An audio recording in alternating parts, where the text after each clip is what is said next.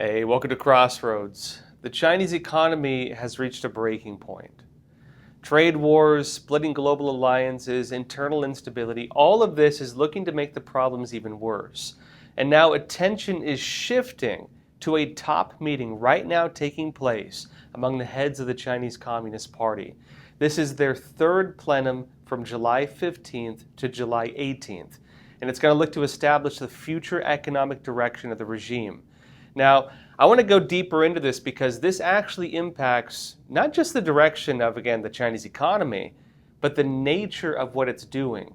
And based on the information I'm seeing, it looks like they're going to try to revive Mao-Era type policies. Let me show you what's happening on the surface first. So The Guardian says, China's President Xi Jinping will oversee the ruling Communist Party's secretive third plenum. They don't make it public, it's secret, which usually takes place every 5 years in October, though Beijing has offered few hints about what might be on the table. It says state media in June said the delayed 4-day gathering would primarily examine issues related to further comprehensively deepening reform and advanced Chinese modernization. And Xi Jinping has said the party is planning, quote, major reforms. Now look, the meeting is behind closed doors. We will not actually know what they say behind those closed doors. But what we're going to get is when they finish and they come out and give the announcement, we'll get an idea after again when they announce the surface narratives for the new economic policy. And there's been a lot of chatter so far about what's really going to happen with it and whether they're going to make any real changes that could actually fix things, which again has gone the whole breadth of stances on the CCP, depending on which media you're reading. A lot of the news has touted ideas on what the CCP could do to try to save parts of its economy, but many of them also note in the same breath that, in clear-headed terms, frankly, that the CCP would probably not adopt these ideas. The reality that many are seeing right now is that the Chinese Communist Party has actually already announced some of its new trade policies. It's looking at a type of, quote-unquote self-reliance, things heading in the direction of separation from the West, the United States and Western Europe, and the free world as a whole, and they're turning instead to try to deepen trade among partner nations with a new type of global alliance, right? Eurasian countries, a lot of the Muslim world, of course Russia and Iran and these types of countries. Now, personally, I'd say the factor that needs to be taken into account is this. The Chinese Communist Party has been moving away from the so-called reform and opening up policies that marked its move to the global market. Now, a brief history on this. What happened? China, of course, under the Communist Party, used to be under Mao Zedong. He, of course, led a lot of the communist revolutionary policies, established what has become the Chinese Communist Party we know today to an extent. And, of course, the ideas of Maoism and global revolution, and the whole using of the minorities to spark social movements and so on, Maoism. Under Mao Zedong, the Chinese Communist Party had a system where the government controlled everything more directly. The farms, the businesses, they were under the military. When they decided to change this, it was at a time when the Soviet Union was collapsing, around the time of the late 80s, right, 89 and the early 90s.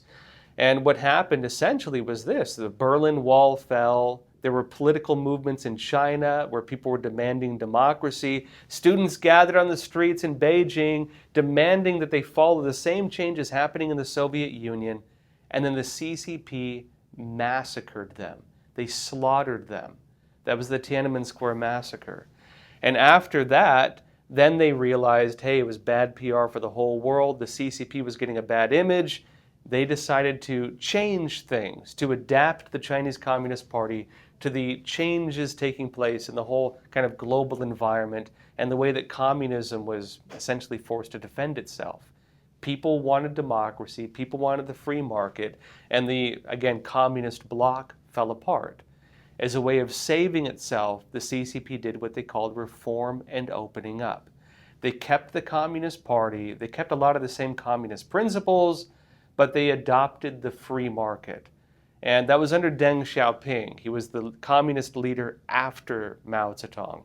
And Deng Xiaoping had many statements, such as, hide your strength and bide your time.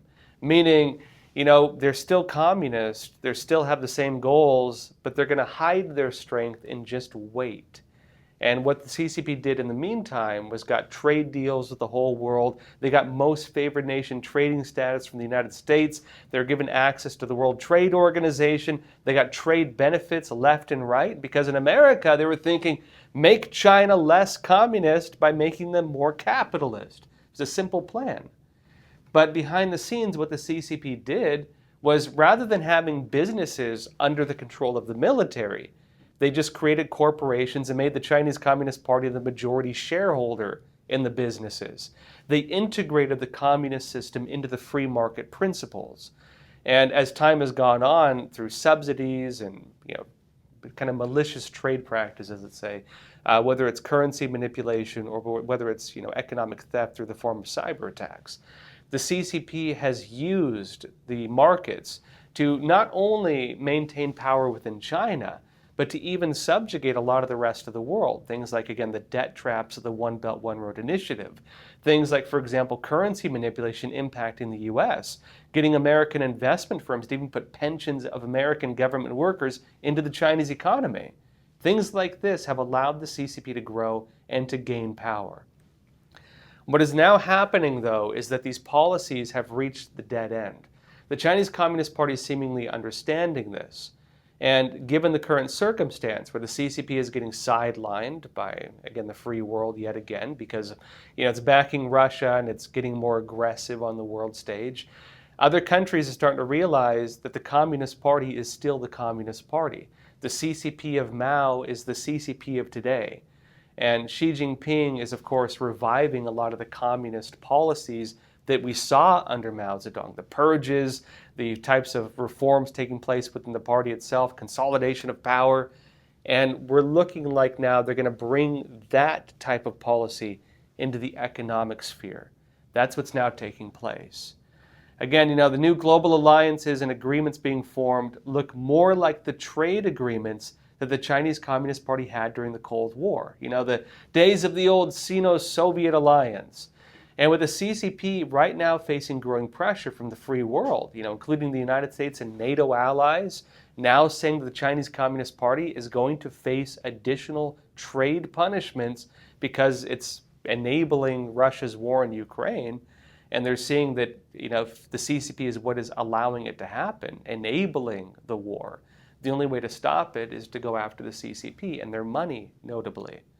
Every sign points to the policies in the CCP and its economy getting worse, not better. And even without the whole Cold War, Part 2 possibility, the economic problems the CCP is facing regardless, they're really serious. They're not easy to fix without some really extreme measures that would have ripple effects elsewhere.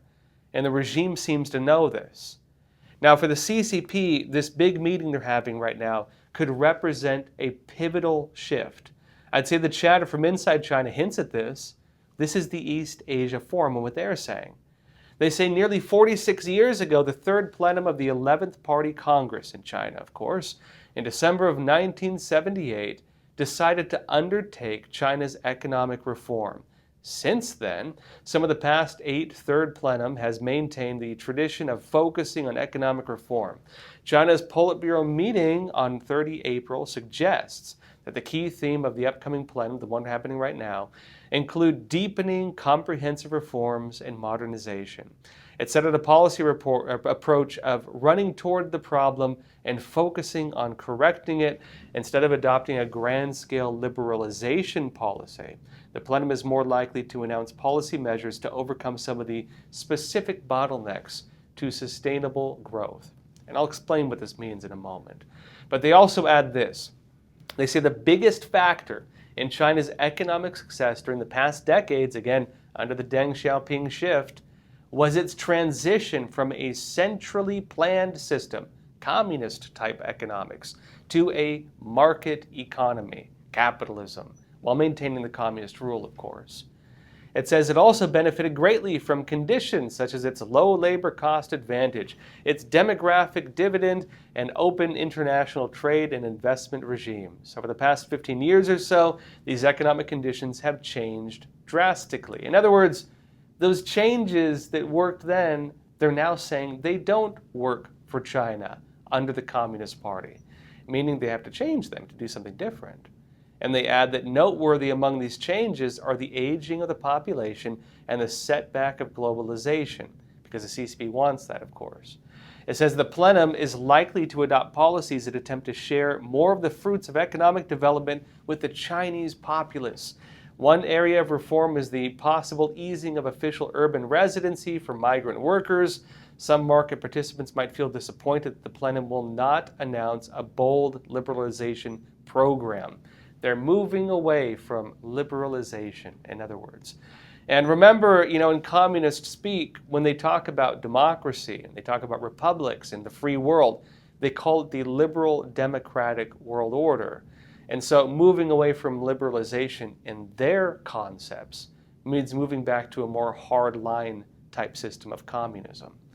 So in other words, we can expect the CCP to roll back some of those economic reforms that we saw under Deng Xiaoping. Again, as they note, started in the late 70s and really kind of finalized in the early 90s. And again, that moved China out of the Mao-Era and rolled its economy onto the world stage. And really what's happening now, instead of that, we should expect the Chinese Communist Party to go back to more Mao-era policies, hardline communist policies. Or some analysts are framing it to share more of the fruits of economic development with the Chinese people. Because remember, that's the narrative of communism. Communism has almost always ran on the line of seizing things from the so-called wealthy and otherwise, and giving it back to the people. And the CCP is now using that same concept where they're saying they need to share the fruits of economic development with the people. Again, it's the same basic narrative. It's just being framed a bit differently. Now, I'll be talking more about this after we get back from a quick break. Experts agree. One of the best ways to protect against financial uncertainty is to diversify your portfolio. Learn how physical gold and silver can secure your retirement funds from today's economic challenges with a gold IRA from American Hartford Gold. You can safeguard your wealth with no penalties or taxes when you transfer your current qualifying retirement accounts. Call now and our precious metals specialists will send you a free information kit, no cost or obligation. American Hartford Gold, a trusted industry leader with an A+ from the Better Business Bureau, has a 5-star rating from thousands of happy clients. Whether you are getting physical precious metals in a gold IRA or delivered to your doorstep, we offer only the highest quality gold and silver. For your peace of mind, we also offer a no-fee buyback commitment, a low price guarantee, along with free shipping and free insurance. So don't wait. Call the number on your screen today and secure your financial future.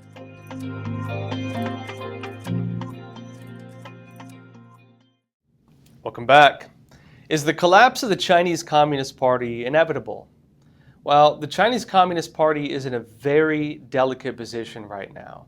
There are a lot of problems the regime is facing. The CCP's military ambitions in the South China Sea, its new so-called security operations that it's going to be holding with different countries, the military pushback from NATO right now, the growing internal instability, new pushes for purges within the political system, the communist revival, where Xi is, again, trying to create this new form of communism under Xi Jinping thought. Getting rid of Maoism, notably, and moving towards what's going to be like a Xi Jinpingism. And of course, economic instability, coupled with outside trade wars that are expected to expand even further. And so the CCP economically, they don't have a lot of ways out. Now, on the economy, the problems are also multifaceted and very hard to fix. Any change is going to come at the cost of another issue. And even then may not be enough to actually fix things enough to bounce back. The problem with the whole self-reliance policy the CCP is rolling out right now, because that's what it's saying. Internally right now, the shift they're doing under Xi Jinping thought is they want to have the Chinese Communist Party able to manufacture things and produce things for the domestic market. They don't need the outside world. They don't need Western chips. They don't need the Western market. They're willing to cut themselves off. but they have some real problems with that because that policy is already failing. The Communist Party's heavy reliance on real estate, because about a third of their economy used to be in real estate, that reached the limits of its bubble because the CCP was just taking out bank loans, funding mega projects to build infrastructure, and they built so much of it nobody could use it. That created a huge bubble. And not only did it create a bubble within the markets, it's even now causing chaos in the banking and loan system because they're not paying off the loans. That is reaching a crisis. On the CCP's other big policy, manufacturing, about another third of their economy, that has also reached the limits of its bubble. Because look, under the old policies, what the CCP did, it became the manufacturing hub of the world. It was cheap manufacturing. You could get your stuff made cheaper in China. Its focus was on mass production. And that was meant for the global economy. That was anticipating to be exported to every country on the face of the earth. The CCP is now losing that global economy. They're now losing the factories. They're seeing companies, de-risking and pulling out of China. They're seeing investment leave. They're seeing other countries saying it's too dangerous, too risky, and not economically useful enough to try to take that risk. They don't want to do it. Now, that has had major problems as well, because while the CCP is still manufacturing all the products and still manufacturing all these goods with the anticipation of exporting them, they have a surplus. And what's happening right now is that the Chinese people are not buying it. The rest of the world isn't buying it so much. And so they have goods just building up. It's so much so that it's trying to dump these goods now in other countries at a cheaper price, just trying to do fire sale prices. And the governments of other countries, including the United States, including countries in the European Union, they're starting to block those dumping, activities with anti-dumping measures, as they call them. So the Chinese Communist Party, really what's happening now is they're left with third world trading partners who actually compete with the CCP for cheap manufacturing in some instances. And also with a new focus on domestic markets at a time, notably, when the Chinese people don't seem interested in buying. The Chinese people are not consuming at the rate the CCP would need them to sustain this new model. In other words, the CCP's economy looks like it's reached its dead end. It can't move anymore. It seems like CCP leaders are already hinting at this, actually. They're preparing not just the Chinese people, but also Western investors for what is very likely going to come from this current meeting happening right now as we speak. Financial Times said this: in the past, the Chinese Communist Party has issued the third plenary session of its Central Committee, its elite leadership body, to address the most important economic issues of the day. In 1978, Deng Xiaoping used the meeting to launch China's post-Mao Zedong era reform and opening up drive. And as some experts argue, similarly bold action is needed now to kickstart domestic demand and prevent the world's second biggest economy from falling into a deflationary spiral. But it says that at a recent World Economic Forum event known as the Summer Davos in the northeastern seaside city of Dalian in China, by the way, Premier Li Qiang, again one of the CCP leaders, signaled that no shock therapy would be forthcoming. They can't revive it. It says in the wake of the pandemic, China's economy was like a patient recovering from a serious illness, Li said. And he said, quote, according to Chinese medical theory at this time, we cannot use strong medicine. We should precisely adjust and slowly nurture the economy, allowing the body to gradually recover. They're not going to fix it quick. Now, like another key issue being raised right now is the struggles within the Communist Party itself. And the basic point that even if the CCP releases some of these lofty plans, right, it may not actually work to fix things. They're acknowledging this is going to be a long road if it can even fix things in the first place. The focus is survival of the party. Reuters said this: China's leaders will seek to inject confidence in the economy at a highly anticipated meeting this week. But conflicting goals such as boosting growth while cutting debt may mean little progress toward implementing change. They note that further in, China's leaders have not shown how they can cut debt and stimulate growth, get consumers to spend more while channeling resources to producers and infrastructure, or increase urbanization while revitalizing urban areas. And they say that as a result, the communique at the end of the closed-door meeting, chaired by President Xi Jinping, may contain lofty goals, but offer few pathways to them, because they don't have a lot of options, frankly. They say this could disappoint these financial markets and global officials calling for China to change its growth model. And again, briefly on this, why are they not changing the growth model? It's because some of the changes being recommended would mean damaging the Communist Party. The focus for the CCP is always survival of the party. They maintaining as well the Marxist-Leninist system. And so if they were to drop that, get rid of Marxism, get rid of communism, it would mean the CCP had changed in nature, and they will not do that. They're doing the opposite again. They're going back to the drawing book. They're going back to Marxism directly, and they're combining it with Xi Jinping thought. The survival of the party is the priority, not, an economic bounce back. They want to save the party. The reality is, the Chinese Communist Party has already been trying to save its economy, but the solutions are just plain old not working. There are several issues going on at the same time. Each of these individually would represent a significant crisis. And the problem is the CCP has turned to shortcuts, scams, and state tyranny as a way of doing business for so long that these policies are finally catching up with it. We'll be talking more about how the CCP's attempts to save its economy are not working exclusively on EpochTV.com. That's the uncensored streaming platform of the Epoch Times. So if you're watching on YouTube, Facebook, X, Rumble, there's a link in the description below that you can get access to. Just click through and get the rest of this episode.